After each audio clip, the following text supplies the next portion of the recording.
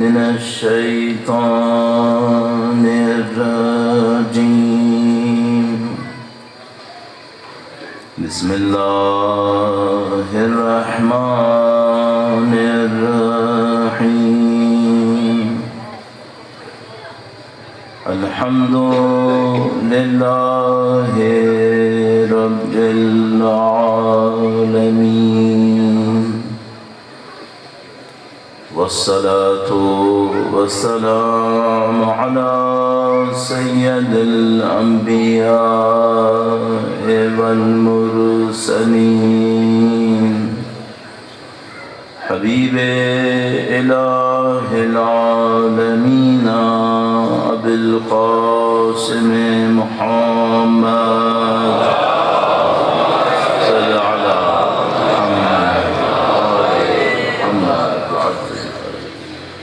وعلى آله الطيبين الطاهرين سيما بقية الله في الأراضين. قال الله تعالى في كتابه الكريم بسم الله الرحمن الرحيم أم حسبت أن أصحاب الكهف والرقيم كانوا من آياتنا عجبا. درود بھیجے گا محمد و آل محمد.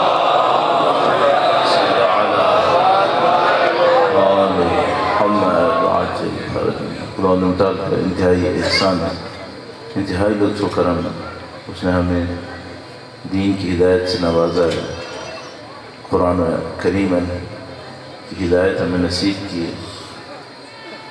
اللہ کا انتہائی شکر ہے، اس نے ہمیں اہل بیت اطہار علیہ السلام کی محبت نصیب کی. ہمیں ان خاندانوں میں دنیا میں بھیجا ہے جو سید الشہداء کے چاہنے والے ہیں. اللہ کرم ہے، اس نے ہمیں زندگی کے ہر لمحے میں امام شہید کی یاد نصیب کی. میں ہمیشہ عرض کرتا ہوں، ہمیں ان ماؤں کی گودیوں میں رکھا ہے جنہوں نے ہمیں گودوں میں لے کے یا حسین کا ماتم کیا. یہ بڑا خدا کا لطف ہے، بہت کرم. اس میں ہمارا کوئی کردار نہیں ہے. آپ ان گودوں میں پلے ہیں جنہوں نے ایک سال آپ کی زندگی کا ضائع نہیں ہونے دیا،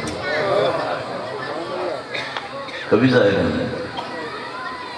ہم جب مریں گے تو سید الشہداء کے حضور دعوے سے کہہ سکتے ہیں کہ مولا زندگی میں کوئی محرم ماتم کے بغیر نہیں گزارا.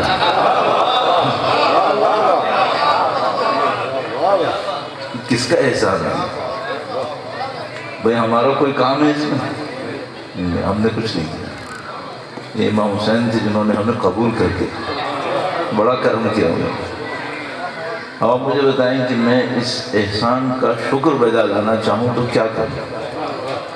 کچھ بھی نہیں کر سکتے، کچھ بھی نہیں کر سکتے. صرف ایک آپ کی خدمت میں عرض کروں گا، اس احسان کو اپنے دل میں قبول کیجئے، اس احسان کو اپنے دل میں احساس کیجئے اور پورے خلوص کے ساتھ ایک درود بھیجیں محمد و آل محمد. صلی علی محمد و آل محمد وعجل فرجهم. عقل مند انسان کوئی بھی کام بغیر ہدف کے نہیں کرتا. جو انسان تھوڑا کم عقل ہوتا ہے، تھوڑا سا تدبیر میں کم ہوتا ہے، وہ بے ہدف بہت سارے کام کر لیتا ہے. عقل مند انسان نہیں کرتا. آپ جو یہاں پہ آئے ہیں کسی ہدف سے آئے ہیں. جنہوں نے یہ سب بندوبست کیا ہے انہوں نے کسی مقصد سے کیا. ہم اگر سفر کر کے آئے تو ہمارا بھی کوئی مقصد ہونا چاہیے. کیا ہونا چاہیے؟ کیا ہونا چاہیے؟ یہ بڑا اہم معاملہ ہے. عزیز میں آپ سے پوچھ رہا ہوں کہ وہ مقصد کیا ہونا چاہیے. ایک وہ ہوتا ہے جو دکھانے کا ہوتا ہے، ایک وہ ہوتا ہے جو دل کی گہرائیوں میں چھپا ہوا ہوتا ہے. ہر انسان بہت عجیب انسان ہے. میں اس سلسلے میں چند جملے عرض کروں گا آپ کی خدمت میں، اور ظاہر ہے کہ جو وقت ہے میرے پاس اس کو مکمل استعمال کرتے ہوئے چند جملات عرض کروں گا، لیکن اس سے پہلے اپنے انداز کے بارے میں چند جملے عرض کر دوں تاکہ کوئی مشکل میں نہ پھنس جائے کہ کیا ہو گیا۔ اب اپنی صحت و سلامتی کے لیے، دنیا کے تمام عزاداروں کی صحت و سلامتی کے لیے، آپ کے والدین دنیا میں ہیں ان کی سلامتی کے لیے، جا چکے ہیں ان کی مغفرت کے لیے، تمام آپ کے اعزاء اقربا جو دنیا میں ہیں، جو دنیا سے چلے گئے، سب کی درجات کی بلندی کے لیے درود بھیجیں محمد و آل محمد۔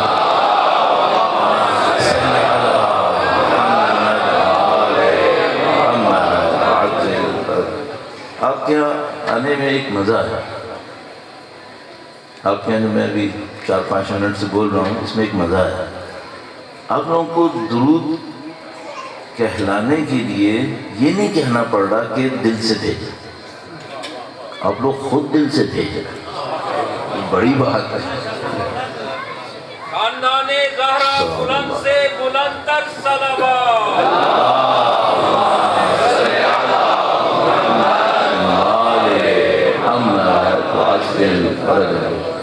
جہاں کہیں بھی ہم پہلی دفعہ حاضر ہوتے ہیں وہاں پہ چند جملے عرض کرتے ہیں کام کے بارے میں، کیا ہم نے کرنا ہے۔ اب یہاں پہلی دفعہ نہیں ہے، پہلے بھی ایک دفعہ آ چکے ہیں، لیکن کون یاد رکھتا ہے، کس کو یاد رہتا ہے؟ تو ہمیں تو پھر دوبارہ یاد دلاؤں کہ بھئی ہم کیا کرنا ہے۔ تو میں ایک جملہ سے عرض کروں گا اور آپ کو اس معاملے میں زحمت نہیں کرنا۔ مولانا نے ہم سے پہلے کہا کہ جو کم علم ہوتا ہے وہ پہلے پڑھتا ہے۔ اگر یہ قانون ہوتا تو میں نے پڑھنا ہی نہیں تھا۔ اگر یہ قانون ہوتا تو بھائی میرا تو پھر پہلے میں کہیں نمبر نہیں آتا، تو معاملہ خراب تھا۔ مولانا کی بڑی عزت افزائی ہے، آپ مولانا کی صحت و سلامتی کے لیے، باقی تمام ذاکرین خطبہ کی صحت و سلامتی کے لیے، اپنی سلامتی کے لیے ایک بار پھر درود بھیجیں محمد و آل محمد۔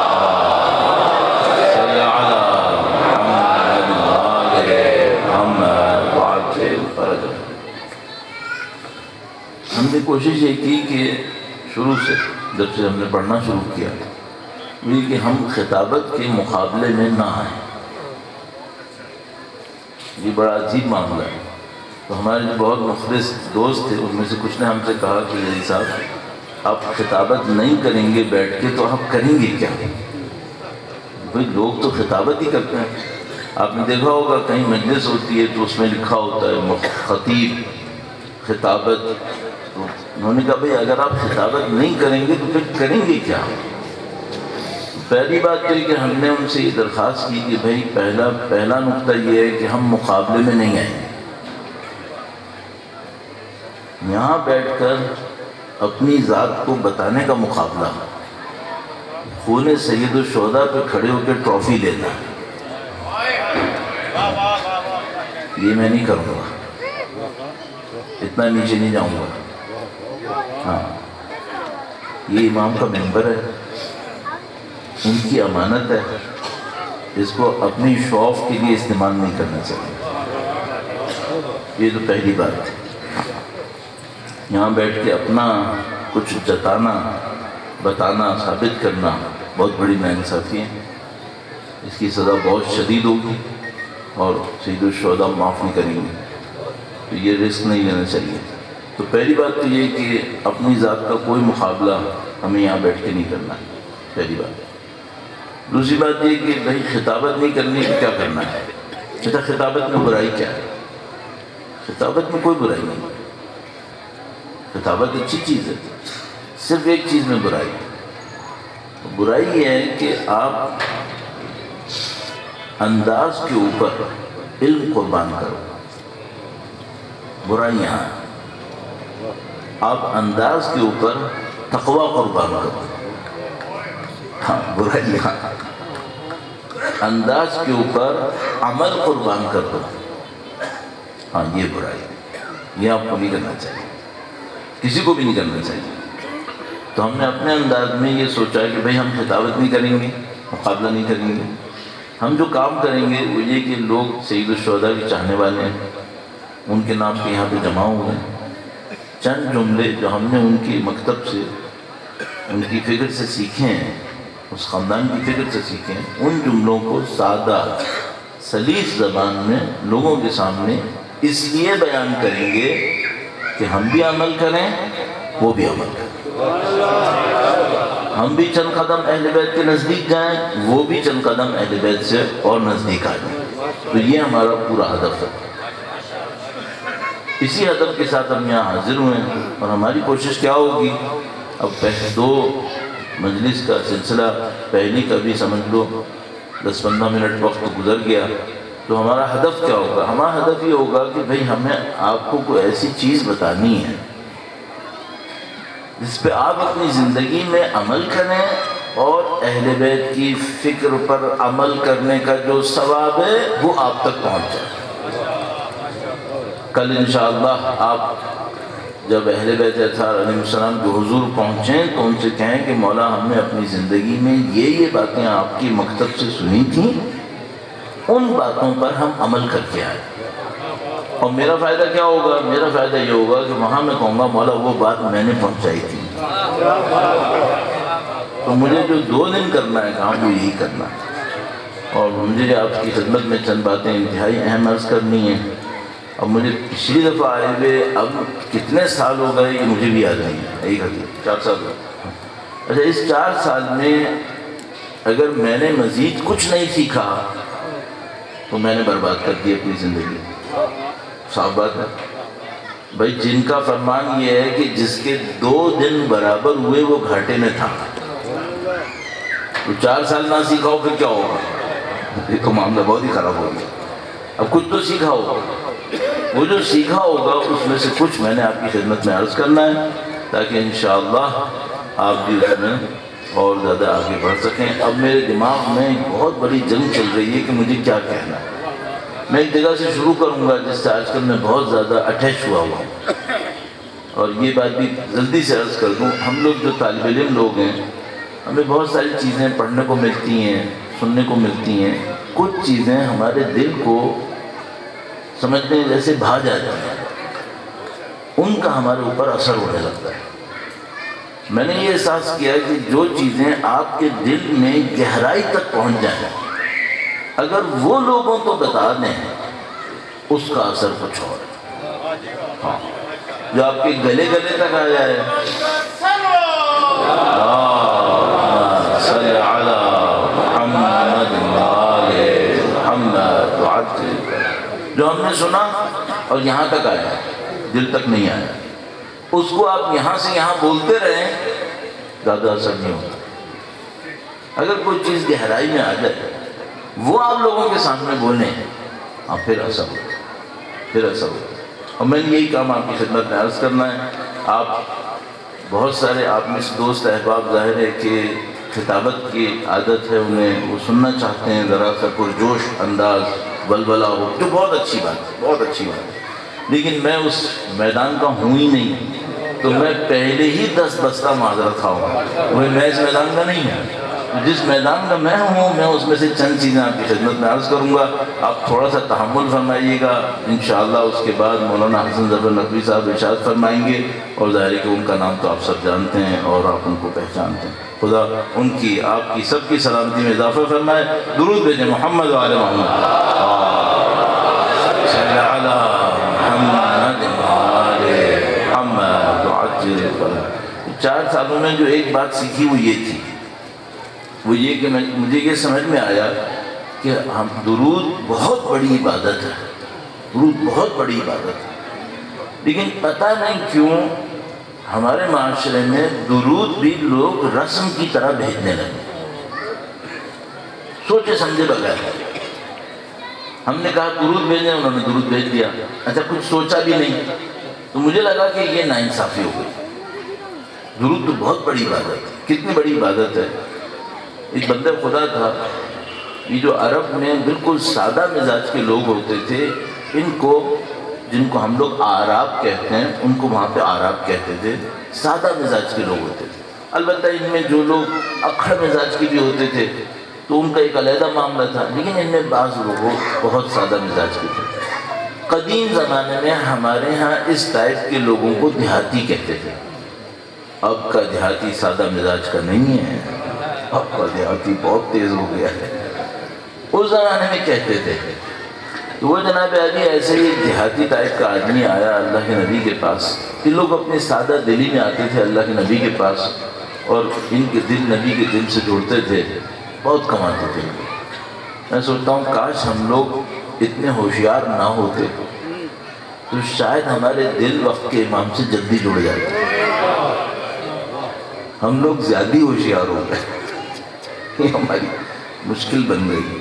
تو وہ سادہ دل آدمی آیا اللہ کے نبی کے پاس، کہنے لگا اللہ کے نبی اجمالاً یوں، عیناً یہی نہیں لیکن اجمالاً. تو اس نے کہا کہ اے اللہ کے نبی، میں نے یہ سنا ہے کہ آپ پر درود بھیجنے کا یہ ثواب ہے، یہ ہے؟ اللہ کے نبی نے کہا ہے، کا ثواب ہے. جب اس نے کہا کہ اے اللہ کے نبی، اگر میں آپ پر درود کو، آپ کے وجود کو اپنے وجود پر مقدم کر دوں، آپ کو اپنے سے زیادہ اہمیت دوں، تو کیا میرا کوئی مقام ہوگا؟ سنیے گا. اس نے کہا اے اللہ کے نبی، میں اپنے وجود پر آپ کے وجود کو مقدم کر دوں تو کچھ ہوگا؟ اچھا، پھر اس کو اچانک خیال آیا کہ میں نے تو یہ نہیں بتایا کہ میں کتنا مقدم کروں. تو کہنے لگا اللہ کے نبی، آپ جانتے ہیں کہ قدیم زمانے میں یہ میتھمیٹیکل نمبرز اتنی تفصیل سے لوگ نہیں بولتے تھے. ابھی بھی کچھ لوگ مثلا ہم لوگ کہتے ہیں آدھا وہ 50% ہوتا ہے، 50%، لیکن لوگ آدھا کہتے تھے. تو اس زمانے میں لوگ استعمال کرتے تھے 1/3. 1/3 آپ لوگ جانتے ہیں 1/3، تقریباً 33% صحیح ہے. تو اس نے کہا کہ اے اللہ کے نبی، میں آپ کو مقدم کروں گا اپنے اوپر 1/3، 1/3. پھر وہ شرما گیا. اس نے کہا کہ میں اللہ کے نبی کو مقدم کروں اپنے اوپر، وہ بھی کتنا؟ 1/3. کہنے گا نہیں، آدھا میں آپ کو مقدم کروں گا اپنے اوپر. اچھا، ابھی بات پوری کرنے سے پہلے پھر شرما گیا کہ یہ کیا بات ہوئی، میں اور نبی برابر ہو گئے. تو کہنے لگا نہیں اللہ کے نبی، چلے معاملہ ختم، میں ہمیشہ آپ کو مقدم کروں گا اپنے اوپر. میرا اجر کیا ہے؟ ذرا سا رک جائیے، تھوڑا سا آگے بڑھتے ہیں. ان کے چھٹے فرزند تک امام جعفر صادق علیہ السلام.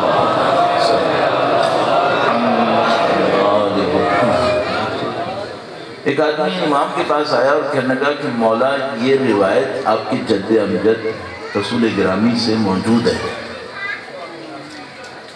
یہ جو عربی نے کہا تھا میں مقدم کروں، اس کا مطلب کیا تھا؟ کیا مقدم کرے؟ تو امام نے سمجھایا. امام نے فرمایا اس کا مطلب یہ تھا کہ میں جب بھی اپنے لیے دعا کرنے لگوں گا، پہلے آپ کے لیے دعا کروں. پہلے اس عربی نے کہا کہ میں 1/3 میں آپ کو مقدم کروں گا، یعنی مثلا اگر میں نے دن میں 3 مرتبہ دعا کی تو 1 مرتبہ دعا کرنے سے پہلے آپ کے لیے دعا کروں گا، پھر اپنے لیے دعا کروں گا. پھر وہ شرما گیا. اس نے کہا نہیں، میں نصف میں مقدم کروں گا، آدھا ایسا کروں گا کہ جب بھی دعا کرنے لگا پہلے آپ کے لیے دعا کروں گا. پھر جب اس کو اور خیال آیا تو اس نے کہا نہیں، ہمیشہ مقدم کروں گا، پہلے آپ کو دعا کروں گا، آپ کے لیے دعا کروں گا، پھر اپنے لیے دعا کروں گا. تو مقدم کرنے کا مطلب یہ تھا. آپ الحمدللہ کر رہے ہیں بھئی. آپ کبھی بھی، میرا خیال ہے آپ کبھی بھی بغیر درود پڑھے شاید دعا مانگتے ہی نہیں. معمولاً ایسے ہی ہوتا ہے. اب اس آدمی نے کہا کہ اے اللہ کے نبی، میں ہمیشہ آپ کو مقدم کروں گا، میرا اجر کیا ہوگا؟ صحیح ہے. اچھا، یہ کام میں اور آپ بھی کم و بیش کر رہے ہیں، صرف ایک مشکل کے ساتھ. جب اس عربی نے کہا تھا نا کہ میں مقدم کروں گا، تو وہ سوچ سمجھ کے بول رہا تھا، اور ہم ہمیشہ درود سوچ سمجھ کے نہیں بولتے. یہ ہماری مشکل ہے. جزا میں عرض کر دیتا ہوں، اللہ کے نبی نے فرمایا کہ اگر تم میرے وجود کو اپنے وجود پر ہمیشہ مقدم کرو، دنیا اور آخرت کی کوئی حاجت تمہاری بچے گی نہیں۔ دنیا اور آخرت کی تمام حاجتوں کے لیے یہی ایک عمل کافی ہے جو آپ کر رہے ہیں۔ صرف ایک مشکل ہے، توجہ کم دے۔ اچھا، اس میں 4 سال میں جو میں نے ایک پوائنٹ سیکھا وہ یہ سیکھا کہ میں نے اپنے لیے طے کیا کہ اے اللہ، جب بھی میں درود پڑھوں گا تو ایک اشارہ کوئی ایسا کروں گا جس سے یہ ثابت ہو کہ میں دعا مانگ رہا ہوں۔ یہ میں نے اپنے لیے طے کر لیا۔ تو جہاں اپنے محلے میں ہوں وہاں بھی لوگوں سے کہتا ہوں، جہاں بھی جا رہا ہوں اب اس 4 سال میں جب سے یہ سیکھا ہے، جہاں جاتا ہوں لوگوں سے کہتا ہوں بھائی جب درود پڑھنے لگو تھوڑا سا ہاتھوں کو دعا کے انداز میں پھیلا۔ اگر دعا کے انداز میں ہر جگہ تو نہیں بعض اوقات پھیلا سکتا انسان، تو میں کیا کرتا ہوں کبھی کبھی دعا کے لیے اگر ہاتھوں کو یوں نہیں پھیلا سکتا تو یوں کر لیتا ہوں، کبھی صرف اوپر اٹھا کے دیکھتا ہوں تاکہ میں خدا سے کہوں خدا یہ درود میری کیا ہے؟ دعا ہے میری۔ درود بھیجے محمد و آل محمد۔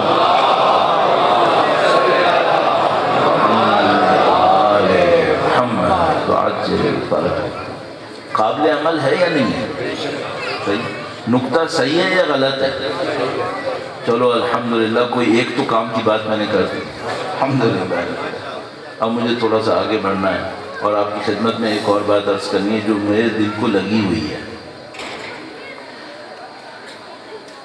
جو بڑے گراں قدر علماء اس صدی میں گزرے ہیں جن کا بڑا مقام ہے، ایسا مقام کہ ہم جیسے لوگ حقیقتاً پہچان ہی نہیں سکیں گے۔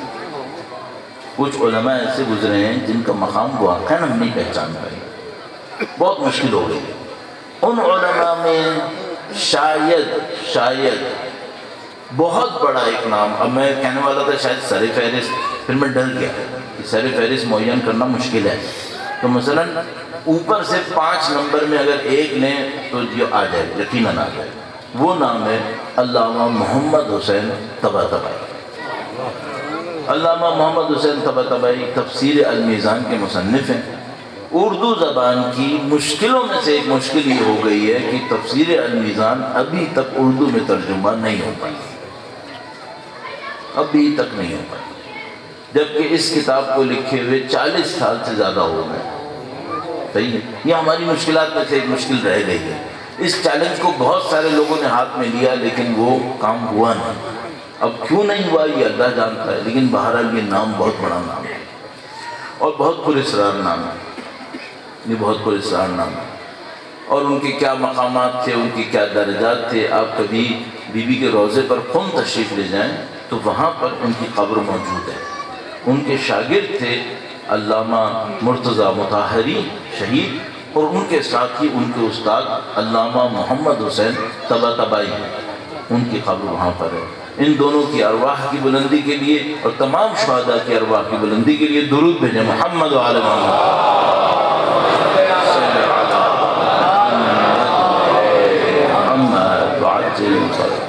یہ مولا کا ایک فرمان بار بار دہراتے تھے، مولا کا ایک فرمان بار بار دہراتے تھے، اور ان کے حالات میں خاص کر اپنی عمر کے آخری حصے میں ایک جملہ وہ اس کا لب لباب خلاصہ بنا کر دہراتے تھے۔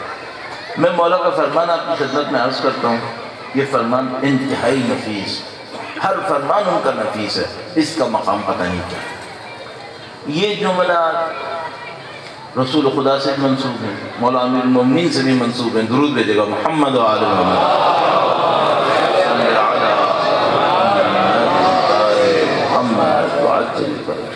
اچھا، بات بظاہر بہت چھوٹی سی ہے، بظاہر بہت چھوٹی سی بات ہے، نعوذ باللہ میں نے اس کو کہہ تو دیا یہ جملہ، لیکن میں خود سوچ رہا ہوں کہ میں نے کیوں کہا۔ اس لیے کہا کہ ہم لوگ بعض اوقات غور نہیں کرتے، اس لیے دیکھنے میں کیا لگنے لگتا ہے، نعوذ باللہ تعالی چھوٹی سی بات نہیں، اب تھوڑا غور کرتے ہیں۔ انہوں نے فرمایا، یہ میں نے فرمایا عرض کیا معصومین سے منسوب ہے، مختلف معصوم، انما خلقتم للبقاء لا للفنا، تم لوگ خلق کیے گئے ہو باقی رہنے کے لیے، فنا کے لیے خلق نہیں ہوئے۔ انما خلقتم للبقاء لا للفنا، تم لوگ باقی رہنے کے لیے خلق ہوئے ہو، تم فنا ہونے کے لیے خلق نہیں ہوئے۔ اچھا اب آپ تو کہیں گے کہ بھئی کلو شیء ہالک الا وجہہ، ہر چیز کو ایک فنا ہے، صحیح ہے؟ بھئی میں آپ سے پوچھوں گا ہر چیز کو فنا ہے، اس کے بعد دوبارہ اٹھے گا یا نہیں اٹھے گا؟ تو پھر فنا کا مطلب ختم ہے یا بقا ہے؟ ایک فنا ہے ٹیمپریری، پھر دوبارہ اٹھے گا، پھر دوبارہ اٹھے گا، ختم ہوگا کبھی نہیں، کبھی نہیں۔ انما خلقتم للبقاء لا للفنا، انما تنقلون من دار الى دار، تم ایک جگہ سے دوسری جگہ منتقل کیے جاتے رہو گے۔ ہاں اچھا بھائی، ایک جگہ سے دوسری جگہ کہاں سے کہاں؟ ایک وہ انتقال ہوتا ہے جو ہم لوگ آج کر کے آئے، مثلا کراچی سے منتقل ہوئے یہاں آ گئے، یہ حقیقی انتقال نہیں ہے، اس میں کوئی چیز منتقل نہیں ہے۔ میں وہی کراچی میں تھا، میں وہی اٹھ کے یہاں پہ آ گیا۔ اچھا یہاں آنے سے درجہ بڑھ گیا؟ نہیں، یہاں آنے سے مثال کی طور اگر وہی عمل یہی عمل وہاں کرتا تب بھی مل جاتا، یہ انتقال صحیح نہیں۔ انہوں نے فرمایا کہ نہیں، تم ایک جگہ سے دوسری جگہ منتقل ہوتے رہو گے۔ تو مثلا کیا مطلب انتقال ہوگا؟ بھئی ابھی آپ اس دنیا کے اندر میں اپنے اوپر رکھ لیتا ہوں، آپ موت کے نام سے ڈریں گے پھر۔ مثلا میں یہاں پر ہوں، کتنی دیر یہاں پر ہوں پتہ ہے کسی کو؟ پھر کیا ہوگا؟ پھر یہ ہوگا انشاءاللہ یہاں سے مروں گا۔ کوئی انشاءاللہ نہیں کہتا، موت کا ذکر کوئی انشاءاللہ نہیں کہتا۔ انشاءاللہ مروں گا، پھر ختم ہو جائے گی کہانی؟ نہیں، یہاں ختم ہوگا، یہ ختم ہوگا میرے لیے، پھر برزخ کھل جائے گا، شروع نہیں ہوگا، ابھی بھی ہے، ابھی بھی ہے، اس وقت کھلے گا، پھر برزخ ختم ہو جائے گی، پھر کیا ہوگا؟ پھر محشر کا منظر کھلے گا۔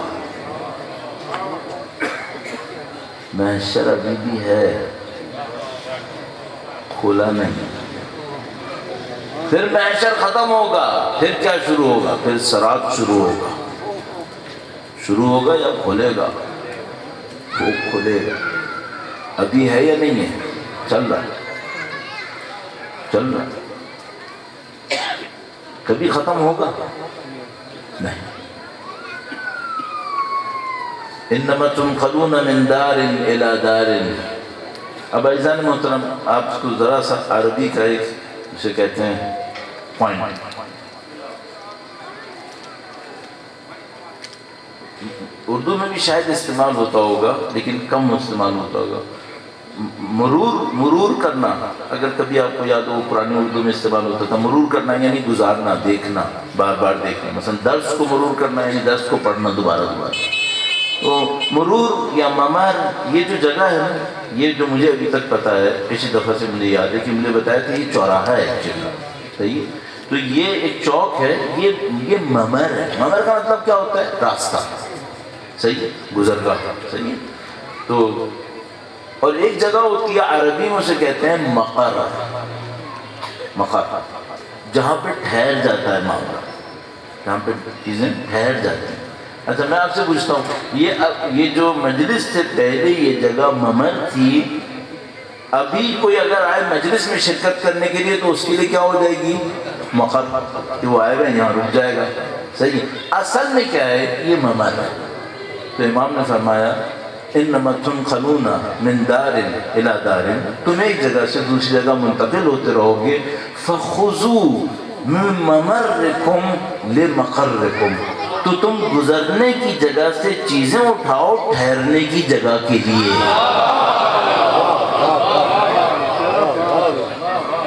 فخذوا من ممرکم لمقرکم۔ اور دنیا کیا کرتی ہے؟ ممر کی جگہ پہ ہی ڈیرا ڈالتی ہے، صحیح. اچھا اب آپ کہیں گے بھائی کام کی بات کیا ہوئی؟ کام کی بات بہت سادہ ہے. میں آپ کو نہیں ڈرانا چاہ رہا. کیا میں آج رات مر سکتا ہوں؟ ہاں ہاں مر سکتا ہوں. کیا میری عمر کے لوگ نہیں مرے؟ مرے. کیا صحت مند نہیں مرے؟ مرے. مر سکتا ہوں؟ ہاں مر سکتا ہوں. میں نے اپنے مقر کے لیے اب تک کیا اٹھایا؟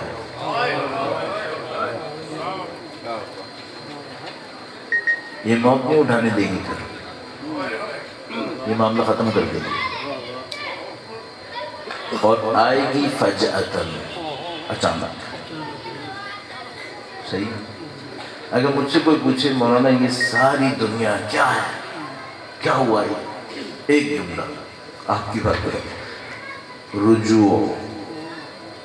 یہ سب رجوع ہے. ٹھیک ہے. اب میرے پاس جو ٹائم باقی ہے مجھے اس رجوع پہ محنت کرنی ہے. رجوع پہ محنت. اور میں معذرت چاہتا ہوں اگر میں کوئی ایسی بات کر رہا ہوں جس میں آپ کا شاید اگر انٹرسٹ کم رہا ہو، میں معذرت چاہتا ہوں. لیکن میرا دل اس میں اٹکا ہوا ہے. درود بھیجے گا محمد و آل محمد.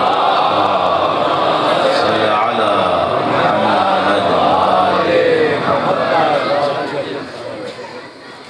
انا للہ و انا الیہ راجعون. صحیح. ہم سب اللہ سے ہیں اور اللہ کی طرف رجوع کرنا، پلٹنا ہے. صحیح ہے. اچھا یہ کیوں نہیں کہا جنت کی طرف؟ بھئی ہم لوگوں کا جو اینڈ ہے وہ کہاں ہم سوچتے ہیں؟ جتنی بھی پرواز مارتے ہیں کہاں تک جاتے ہیں؟ جنت. اور وہ جنت چھوٹی ہے، بڑی ہے، معلّہ غیر معلّہ جو کچھ بھی ہے، جنتیں بری ہیں فلاں فلوں، آتی کہیں پہ جنت ہے. تو الی الجنہ کیوں نہیں کہا راجعون؟ کچھ تو سوچیں. خدا آپ سے یہ کہہ رہا ہے تم اتنے چھوٹے نہیں ہو کہ جنت تمہاری منزل بنے، تم اتنے بڑے ہو کہ میں تمہاری منزل ہوں.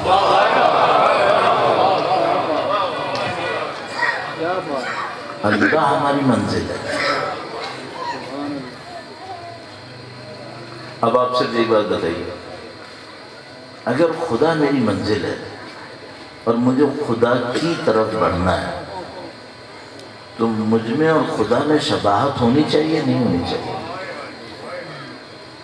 یہ جو دنیا میں انتقالات ہوتے ہیں نا یہ شباہتیں نہیں لاتے. میں اگر ڈیرہ غازی خان آیا، ڈیرہ غازی خان کی شباہت مجھ میں نہیں آئے گی. یہ جو خدا کی طرف انتقال ہے یہ خدا کی شبیہ بناتا ہے. جو خدا کی طرف بڑھتا ہے خدا اس کو اپنی صفات میں سے عطا کرتا ہے. اب صرف ایک بات، آج رات موت آ سکتی ہے؟ بالکل آ سکتی ہے. خدا کی کتنی صفتیں میرے اندر آئی ہیں تو میں کہوں کہ میرا رجوع ہوا، ورنہ رجوع کہاں ہوا؟ رجوع اس کا ہوگا جس کے اندر خدا کی صفتیں ہیں، ورنہ رجوع کہاں ہوا؟ اصل مشکل یہاں ہے. یہ جتنا نظام خلق ہوا ہے ابھی الحمدللہ رب العالمین یوں سمجھ میں آ رہا ہے، یہ جتنا نظام خلق ہوا ہے یہ کس کام کے لیے ہوا ہے؟ یہ ہوا انا للہ و انا الیہ راجعون. اس پورے رجوع کے قافلے کے سربراہ نبی اور اہل بیت اطہار. درود بھیجے گا محمد و آل محمد. صلی علی محمد و آل محمد. وہ ہم سے کیا کہتے ہیں؟ اس قافلے میں ہمارے ساتھ چلو. وہ اس قافلے میں لے جانے کے لیے یہ ساری زحمتیں اٹھا رہے ہیں اور ہم اس قافلے میں جانے کے بجائے ان سے اپنے لیے دکانیں مانگ رہے ہیں.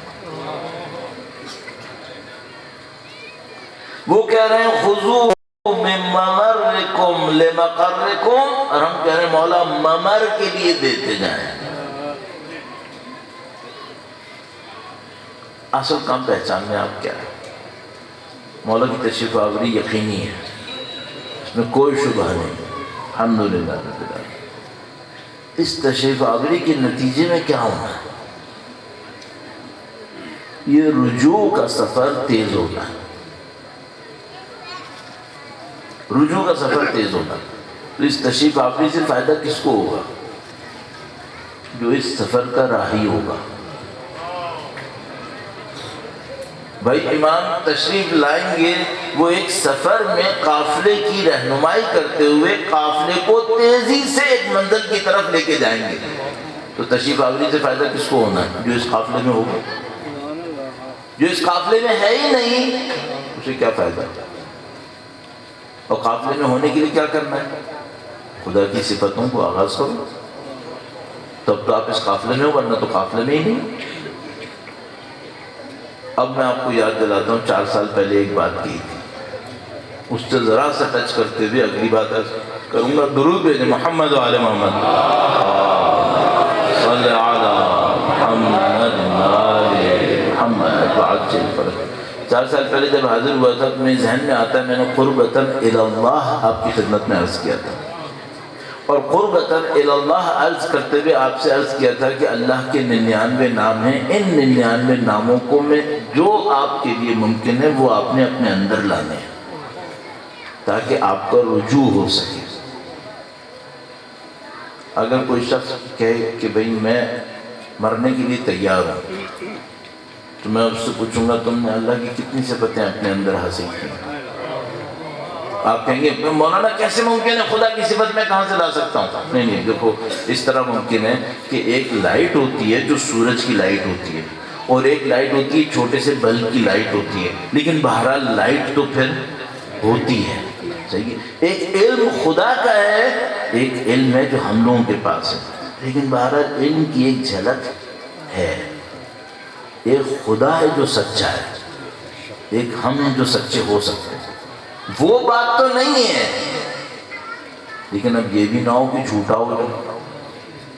کیوں؟ کیونکہ اگر میں جھوٹا ہوا تو فرق اتنا ہے کہ سورج لائٹ ہے اور دوسری طرف اندھیرا ہے. اب آپ بتائیں رجوع کتنا کیا؟ اور یہ وہ کام ہے جو آپ نے کرنا ہے. تو اب مثال کے طور پر مجھ سے کوئی یہ کہے کہ بھئی آپ وہاں سے یہاں تک آئے، آپ کا ہدف کیا تھا؟ ہمارا مقصد یہ تھا کہ جو اہل بیت اطہار میں قافلہ اپنی سربراہی میں لے کے چلنا ہے اور چل رہے ہیں، اس کام کے ذریعے سے بھی ہم اس قافلے کے اندر اور لوگوں کو لا سکیں. یہ کیسے آئیں گے؟ یہ اس طرح آئیں گے کہ ان کو یہ بتایا جائے کہ بھئی خدا کی صفتیں اپنے اندر لے کر آؤ. ورنہ معذرت کے ساتھ 10 بستہ میں آپ سے ایک بات پوچھوں گا، آپ امام کی تشریف آوری سے کیا اپنے گھر کا سائز بڑھانا چاہتے ہیں؟ کیا خواہش ہے آپ کی؟ پہلے حکومت کوئی اور کر رہا تھا، پھر میں حکومت کروں گا، یہ خواہش ہے؟ کیا خواہش ہے آپ کی؟ یہ کلیئر ہونا چاہیے بھائی. مثلا پہلے کچھ لوگ بھوکے تھے، ان کو اچھا کھانا نہیں مل رہا تھا، وہ خواہش یہ ہے کہ سب کو اچھا کھانا ملے، یہ خواہش ہے؟ اگر یہ نہیں ہے، خواہش کیا ہے پھر؟ خواہش کی ہے رجوع. ہم رجوع میں مشکل میں پھنسے ہوئے تھے، امام تشریف لائیں گے رجوع کو ہمارے لیے آسان کریں. تو آپ رجوع شروع کرو، اپنا حساب کتاب دو. اور ایک بات آپ ذہن میں رکھیے گا، ہماری زندگی ختم نہیں ہونے والی. ہم یہاں سے وہاں، وہاں سے وہاں، وہاں سے وہاں چلتے رہیں گے. اور ایک جملہ جو علامہ طباطبائی بار بار دہرایا کرتے تھے، میں بھی کچھ دن پہلے پڑھ رہا تھا تو اس میں لکھا تھا کہ وہ بعض اوقات درس دیتے دیتے اچانک رک جاتے تھے، رونے لگتے تھے. پھر سب اٹھا کر کہتے تھے کہ تمہیں پتہ ہے کہ ہمارے سامنے ابد ہے، کم مدت نہیں ہے، ابد ہے، ہم ختم نہیں ہوں گے. یہ بتاؤ تم نے ابد کے لیے راستے کا اٹھا لیا ہے سب کچھ؟ تو آپ یقین مانیے، اگر آپ مجھ سے کہنا بھائی مولانا آپ کیوں آئے تھے یہاں پر، آپ یقین مانیے میں ایک جو میرا دل تڑپ رہا تھا کہ میں آپ سے ایک جملہ کہوں، یہی تھا کہ بندگان خدا، ہم لوگ سانس کے دھاگے پہ بندھے ہوئے ہیں جو کبھی بھی ٹوٹ جائے گا. ایک دھاگا ہے، وہ دھاگا کیا ہے؟ کوئی گیسز ہیں جو ہمارے پھیپھڑوں میں جاتی ہیں، جا کے رک جائے تب مر جائیں گے، نہیں گئی تب مر جائیں گے. اتنے سے دھاگے میں بندھے ہوئے ہم لوگ، اور جو دھاگا ٹوٹا نعوذ باللہ یا اللہ کرے پھر نہیں جوڑتا، گیا تو گیا۔ میں اتنا زیادہ موت کے بارے میں کیوں سوچ رہا ہوں؟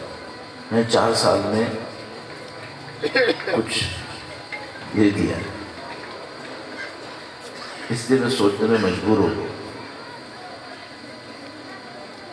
ہمیں سوچنے میں مجبور ہو گیا کہ موت کی حقیقت کیا ہے۔ اور میں آپ کی خدمت میں صرف ایک بات کو عرض کروں، یہ بڑی عجیب بات ہے، یہ بھی 4 سال کے دوران سمجھ میں آئی ہے، یہ بڑی عجیب بات ہے، یہ عرض کروں بہت زیادہ، یہ آپ کو پتہ ہے کوئی مشکل بات نہیں ہے۔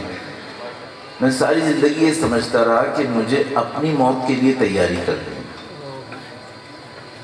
تو میں ساری زندگی موت سے بہادری کے ساتھ دیکھتا رہا کہ میں موت سے نہیں ڈرتا۔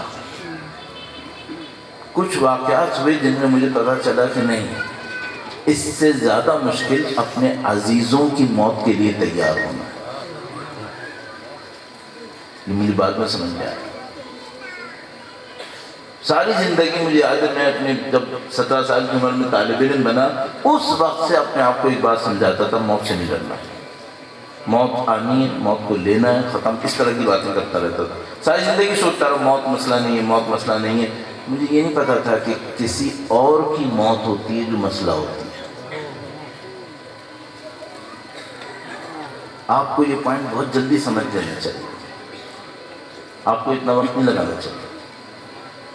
موت انسان کو ہلاتی ہے، تو اس بات کے اوپر غور کرتے رہیں کہ بھئی آپ کی زندگی جو بھی گزرے اس میں آپ نے آگے کے لیے کیا اٹھانا، اور جو بہترین چیز آپ اٹھا سکتے ہیں وہ کیا اٹھا سکتے ہیں، وہ یہی ہے، صفت اللہ کی صفت۔ اب مجھے جلدی سے آپ کی خدمت میں ایک پوائنٹ اور عرض کرنا ہے، شاید 4 سال پہلے میں اس بات کو اس طرح نہیں کہہ پا رہا تھا، یہ 4 سال کے دوران میں نے سیکھا ہے، وہ میں آپ کی خدمت میں جلدی سے عرض کروں گا اور آپ کی زحمت تمام کروں۔ درود بھیجے گا محمد و آل محمد۔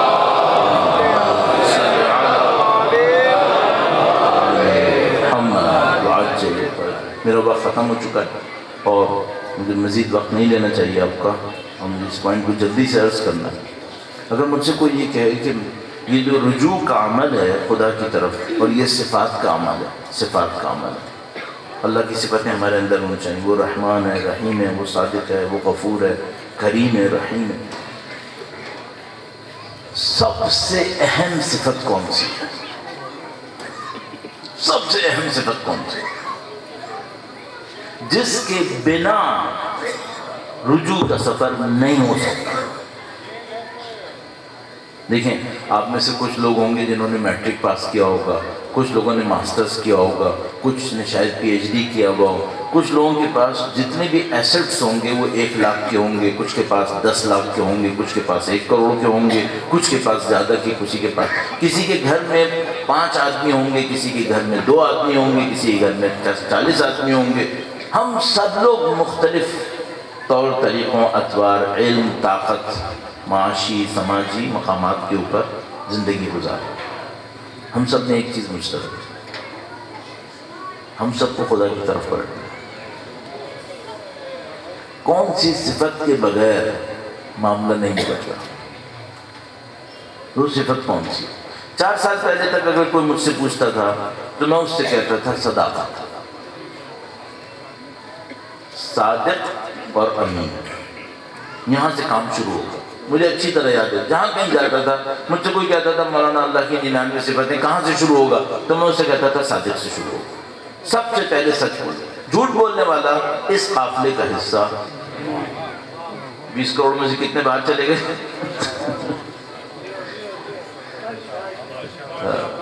او بھائی، یہاں سچ نہیں بول رہے لوگ، تو رجوع کہاں پہ کیا؟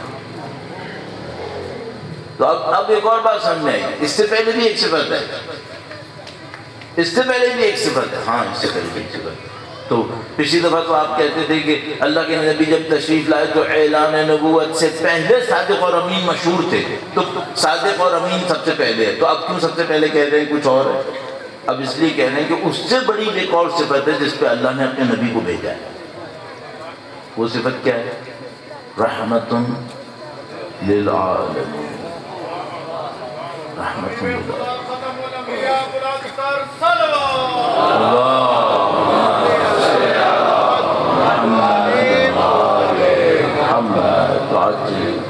ایک بات سمجھ میں آئی، اگر میرے اندر دوسروں کے اوپر چاہے کمزور ہو، شدید ترین کمزور، چونٹی کے برابر رحم نہیں ہے، میں اس سفر کا راہی نہیں ہوں،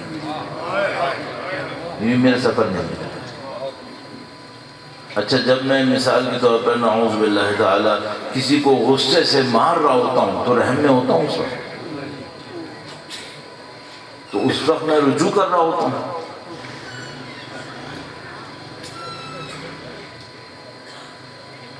میں آپ کی خدمت میں بس یہی پوائنٹ عرض کرنا چاہتا ہوں، یہ میرا تیسرا پریکٹیکل پوائنٹ ہو گیا۔ آج سے آپ اپنی زندگی میں صرف ایک بار ڈھونڈتے رہیے، آپ رحیم ہیں یا نہیں ہیں، بس یہ ڈھونڈتے رہے، آپ رحم دل ہیں یا رحم دل نہیں ہیں۔ اور اگر ایک لحظہ بھی آپ کو یہ لگا یہاں میں نے رحم دلی نہیں دکھائی، اس کا مطلب گڑبڑ ہو گئی، اس کا مطلب کام کرو۔ اب آپ اپنی پوری زندگی میں رحم دلی ڈھونڈیں، آپ رحم دلی ڈھونڈیں، اور میں آپ کو گارنٹی سے عرض کر رہا ہوں کہ اگر آپ نے یہ کام انجام دے دیا کہ آپ نے اپنی زندگی سے بے رحمی نکال دی اور آپ رحم دل بن گئے، چاہے جانوروں کے لیے ہی، صحیح ہے، اس کا مطلب ہے آپ کا سفر بہت خوبصورت چلے گا، آپ کو خدا لے کے جائے گا۔ اللہ نے اپنے نبی کو رحم دلی پہ بھیجا ہے، رحمت للعالمین، بس یہ یہاں سے پکڑ کے گیا۔ تو عزیزان محترم، میں نے آپ کا وقت لیا، پہلی بات جو کی وہ درود کے سلسلے میں تھی کہ بھائی درود کے معاملے میں آپ ذہن میں رکھیے گا جب بھی آپ پڑھیں۔ دوسری بات جو بہت نقطہ جو اٹھایا وہ اس فرمان سے اٹھایا، خذوا من ممرکم لمقرکم، یہاں پہ جوانی کیے جاؤ، یہاں سے اٹھاؤ مقر کے۔ علامہ طباطبائی کی ایک بات عرض کی کہ ہمارے سامنے ابد کی زندگی ہے، کم نہیں ہے، ابد۔ بیچ بیچ میں یہ بھی عرض کر دیا کہ یہ جو برزخ اور محشر اور صراط ہے یہ بعد میں بنے گا نہیں ہے، ابھی چل رہا ہے، سب چل رہا ہے، صحیح۔ آخری بات جو آپ کی خدمت میں عرض کی مجھے کہ عزیزان محترم، اگر ہم میں رحم دلی نہیں ہے پھر معاملہ خراب ہو گیا، پھر ہم اس سفر کے راہی نہیں ہیں۔ سفر کے راہی نہ ہونے کا مطلب کیا ہے؟ نعوذ باللہ تعالی، اس کا مطلب یہ کہ امام کی تشریف آوری مجھے فائدہ نہیں دے گی۔ اب اس تمام باتوں سے ایک نتیجہ نکال لیجئے، بھئی ہم اپنی زندگی کے کسی بھی تجربے کو جو تھوڑا بہت ہم نے کیے 37 سال میں طالب علمی میں، اگر ہم سے کوئی پوچھے بھئی اس 37 سال میں امام کے وجود سے ہم بڑھ رہے ہیں نزدیک علامتوں کی روشنی میں یا دور جا رہے ہیں، یہاں بیٹھ کے ابھی میں بھاری ترین قسم اٹھا کے کہہ سکتا ہوں ہم بہت نزدیک لگ رہے ہیں، بھاری ترین قسم اٹھا کے کہہ سکتا ہوں دل سے، ظاہر جھوٹ تو نہیں بولوں گا، بہت نزدیک لگ رہے ہیں، بہت نزدیک۔ اتنے نزدیک آنے کے بعد اب خدا نہ کرے نعوذ باللہ تعالی اگر میں بے رحم رہا، اس لشکر میں میرے لیے جگہ نہیں ہے۔ آپ یہ جو میں نے بات کی کیا مطلب؟ یعنی مثلا میں نماز شب پڑھتا ہوں 11 رکعت، مثلا فرض کریں آدھا گھنٹہ لگتا ہے مجھے، پھر بھی جگہ نہیں ہے، ہاں پھر بھی جگہ نہیں، بے رحم کے لیے جگہ نہیں ہے، آپ کو رحم دل بننا ہے۔ اور اس رحم دلی کا مظہر کہاں سے شروع ہو؟ اپنے گھر سے۔ بہت سارے لوگ باہر رحم دل ہیں، اندر ظالم ہیں۔ یہ معاشرے کبھی صحیح نہیں ہوں گے جب تک گھروں میں رحم دلی نہیں ہوگی، نہیں سی ہونے والی۔ مجھے یاد ہے میرا ایک دوست تھا، جب میں جوانی کے زمانے میں تھا تو ایک دوست تھا وہ لگی خان کا تھا، اس سے ہماری دوستی ہوئی۔ تو اس زمانے میں ہم بھی ڈھونڈ رہے تھے کہ بھئی کہیں شادی کرنی ہے، وہ بھی ڈھونڈ رہا تھا کہ شادی کرنی ہے۔ تو کہیں بات ہمارے درمیان ہوئی اس بات کے اوپر کہ بھئی حقوق کیا ہوتے ہیں، حقوق کیا ہوتے ہیں۔ تو باتوں میں یہ بات آئی، میں معذرت چاہتا ہوں بیجی خان پہ سب پہ میں اس کو بلینکٹ نہیں کروں گا کہ سب ایسا ہے، نہیں ایسا نہیں ہے۔ صرف عرض کر رہا ہوں. تو باتوں باتوں میں اس سے بات ہوئی کہ بھائی مثلا زوجہ کے یہ حقوق ہوتے ہیں، یہ حقوق ہوتے ہیں. تو اس نے کہا کہ مولانا کچھ پھر باتیں گزر گئی، کئی مہینے بعد دوبارہ ملاقات ہوئی، اس کی بھی شادی ہو گئی تھی، ہماری بھی ہو رہی تھی، ہونے والی تھی. پھر بات ہوئی کہ بھائی زوجہ کے حقوق کیا ہوتے ہیں. تو کہنے لگا کہ یہ تو آپ لوگوں نے سکھایا ہے کہ مارنا نہیں ہوتا ہے. کہنے لگا کہ تو آپ لوگوں نے بتایا کہ مارنا نہیں ہوتا ہے. اگر یہ ہو رہا ہے نا، یہ ظالم خاندان انصار امام نہیں بنائے گا. بتا رہا ہوں ابھی، بالکل واضح. ظالم خاندان انصار امام نہیں بنائیں گے، رحم دل خاندان بنائیں گے. کیا بات. آپ اپنے خاندان کو دیکھ لو، آپ کو مستقبل سمجھ میں آ جائے گا.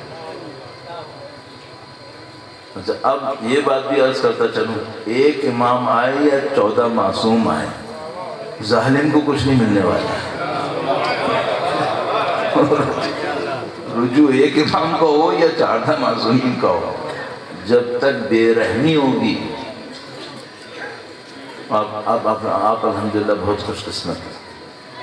کیوں بھائی خوش قسمت؟ اسی لیے وہ پہلے پوائنٹ سے شروع کرتے ہیں. اللہ نے آپ کو سید الشہداء کا غم دیا یا نہیں دیا؟ الحمدللہ خوش قسمت ہے الحمدللہ. اس غم میں، یہ غم ہے کیا؟ اس غم میں آپ کسی کی تکلیف پر، جس کو آپ نے دیکھا بھی نہیں ہے، آپ نے نہیں دیکھا، آپ آنسو بہاتے ہیں یا نہیں بہاتے؟ بہاتے.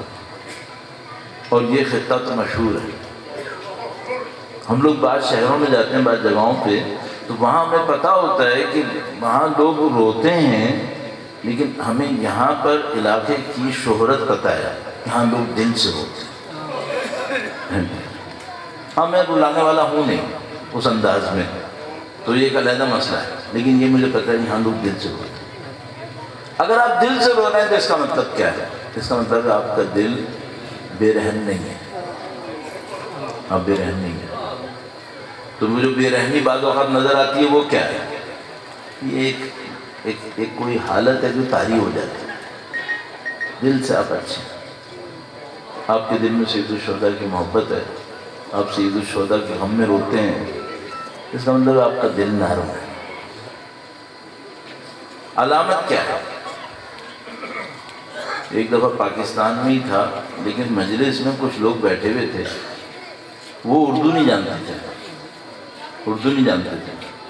تو مجھے سمجھ میں نہیں آیا کہ میں مصائب کیا پڑھوں. وہ اردو نہیں جانتے. اب اردو اب انسان مصائب تو اپنی مادری زبان میں ہی پڑھتا ہے تو مزہ آتا ہے، ورنہ تو مزہ نہیں آتا. انگریزی میں مصائب پڑھنا میں کیسے پڑھوں؟ مزہ ہی نہیں آیا. میں نے سوچا کہ میں چھوٹے چھوٹے کام کرتا ہوں، باقی امام کی محبت ان کو رلا لے گی، باقی امام کی محبت رلا لے گی. تو مثلا میں نے ان سے کہا، جب ساری مسائل شروع ہوئے، میں نے کہا بھائی میں کچھ نہیں کہوں گا مسائل میں، لیکن میں صرف ایک بات پوچھتا ہوں. میں ایک لفظ بولوں گا، آپ اپنے دل سے پوچھو اس کا کیا مطلب ہے. مثلا اگر میں آپ سے کہوں غریب الوطن، آپ کو کچھ سمجھ میں آتا ہے؟ کچھ نہیں سنا ہے، کچھ نہیں سنا. چند جملے بولیں اور اپنے دل سے پوچھیں اندر سے کچھ آواز آ رہی ہے.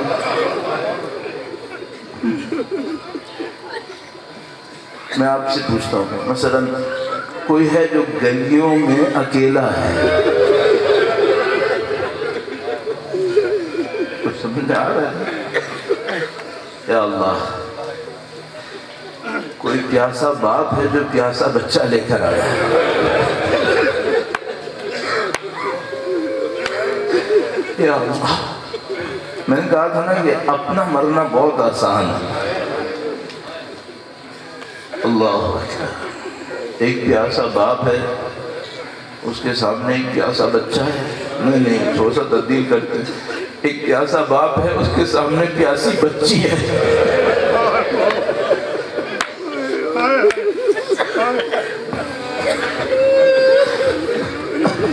اب کچھ اور ہونے لگتا ہے. ایک چچا ہے، بہت بہادر ہے، جب بھی جاتا ہے پانی لاتا ہے.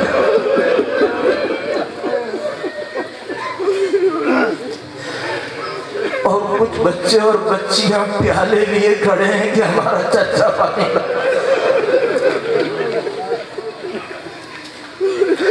بڑا عجیب معاملہ ہے۔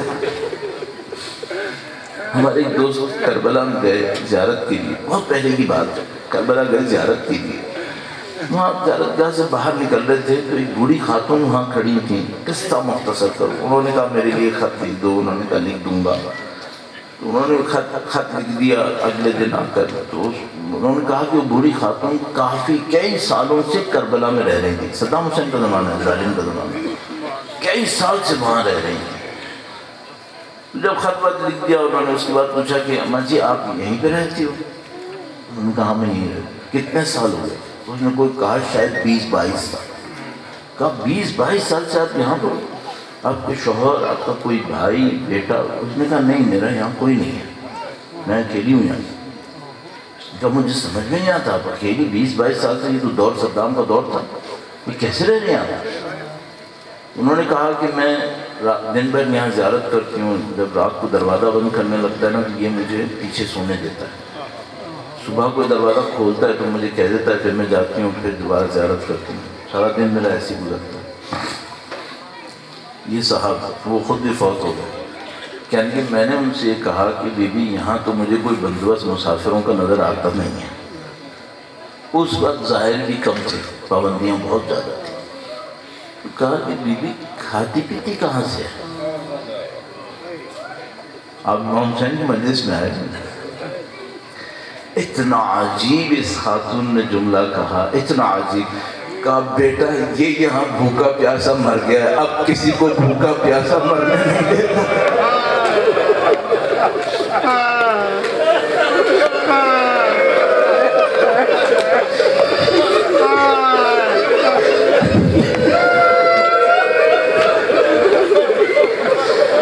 اگر آپ کو کوئی غم لگے نا، کوئی بھی غم لگے، اپنے امام سے پوچھنا مولا میں غمگین ہوں، تو مولا بتائیں گے پھر میں کتنا غم لیے بیٹھا ہوں۔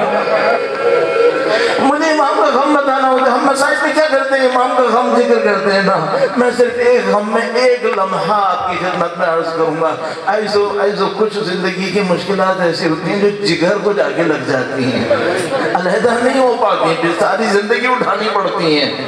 ان لمحوں میں سے ایک لمحہ کون تھا؟ ایسو وہ لمحہ تھا جب سید الشہداء اپنے بیٹے سے کہہ رہے تھے بیٹا علی اکبر آواز دو، تمہارے باپ کو دکھائی نہیں دے رہا، بیٹا آواز دو، دکھائی نہیں دیتا ہے۔ علی اکبر کی سرانے پہنچ گئے، قصہ مختصر، علی اکبر کی سرانے پہنچ گئے، ایک جملہ ایسا کہا تاریخ میں ثبت ہو گیا، اور بڑے بڑے محدثین مؤرخین نے اس جملے کو لکھا، عزیزو اس جملے کا عربی مستند ہو گیا۔ سید الشہداء نے کیا کہا؟ فرمایا وَعَلَى الدُّنْيَا بَعْدَكَ الْعَفَاءُ، اکبر تیرے بعد دنیا پہ خاک،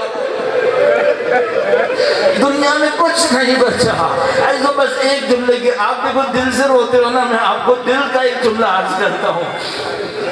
بڑے صغیر کے علماء میں، بڑے علماء میں ایک علامہ ذیشان حضرت جوادی صاحب اللہ مقامہ شریف سے، وہ اس موقع کے اوپر ایک جملہ پڑھا کرتے تھے مصائب مولا علی اکبر کے اندر، وہ کہتے تھے، میں بہت مختصر کر کے لایا ہوں، وہ یہ کہ وہ کہتے تھے جب علی اکبر کا لاشا سید الشہداء اٹھانے لگے تو بی بی زینب خیمے کے دروازے تک آئی،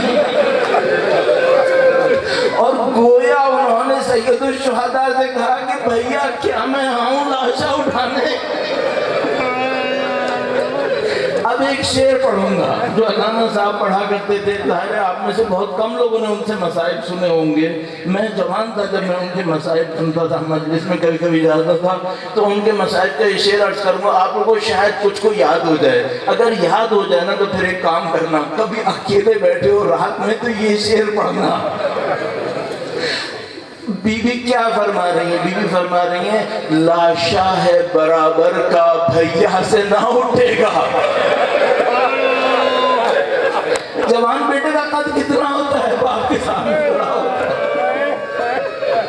لاشا ہے برابر کا بھیا سے نہ اٹھے گا، میں پالنے والی ہوں گودی میں اٹھا لوں گی۔